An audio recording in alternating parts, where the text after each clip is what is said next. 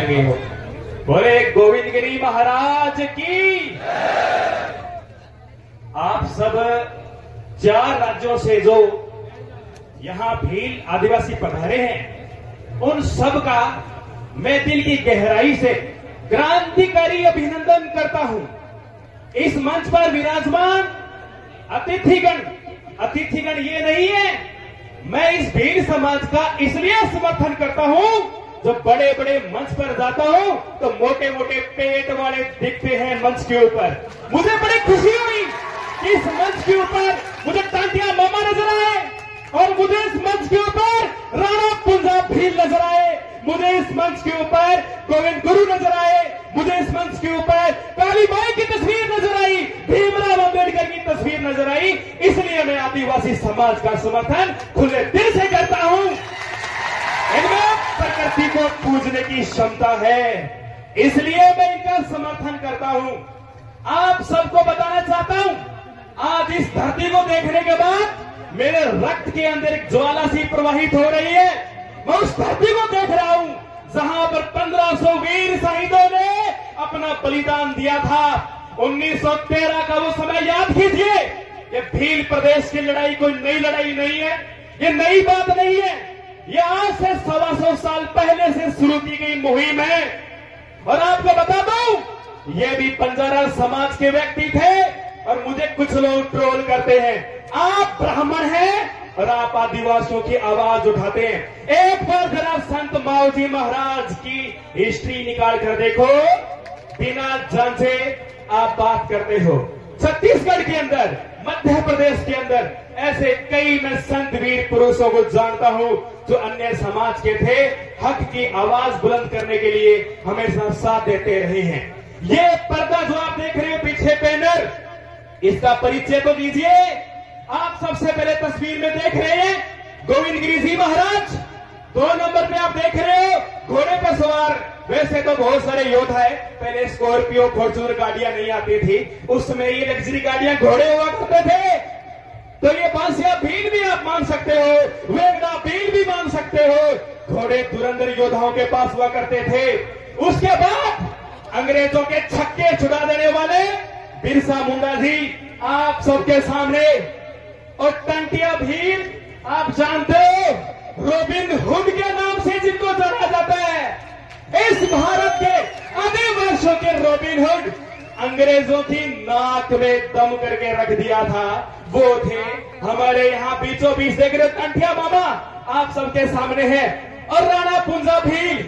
इनसे यही तो है जो इस मंच पर मुझे लेकर आए हैं।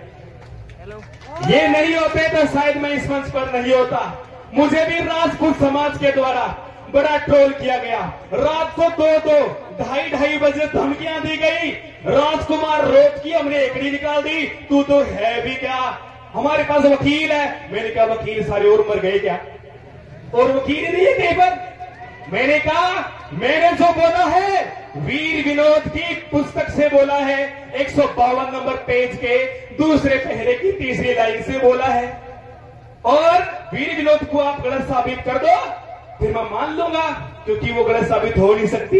वो किसी राजा महाराजा के दरबारी श्यामल दास जी के द्वारा लिखी गई है, जो उस टाइम के राजकीय एक मेवाड़ के लेखक के रूप में पहचान रखते हैं। एक बात और बता दो, आप किसी से भीख नहीं मांग रहे, आप अपना हक मांग रहे हो।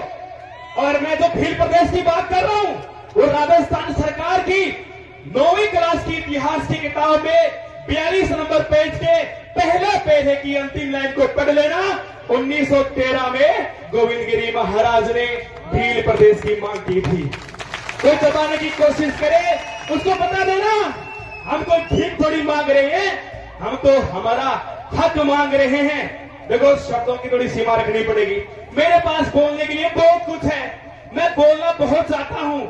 मैं बार बार आदिवासियों के लिए आवाज उठाऊंगा, जब जब मुझे इस भारत के कोने में जहां आदिवासी मुझे बुलाएगा, मैं खुले दिल से समर्थन करूंगा। मैं रहने वाला हनुमानगढ़ का हूं, उत्तर राजस्थान से सीधा दक्षिण राजस्थान में आया हूं, और बुलाने वाले मुझे राणा पुंजा जी है। और मैंने आदिवासियों का इतिहास और वीडियो किसी के कहने पर नहीं बनाए थे, मेरी जिज्ञासा थी, जिन योद्धाओं का इतिहास छुपाया गया, इन योद्धाओं के बारे में मैं दुनिया को बताऊं।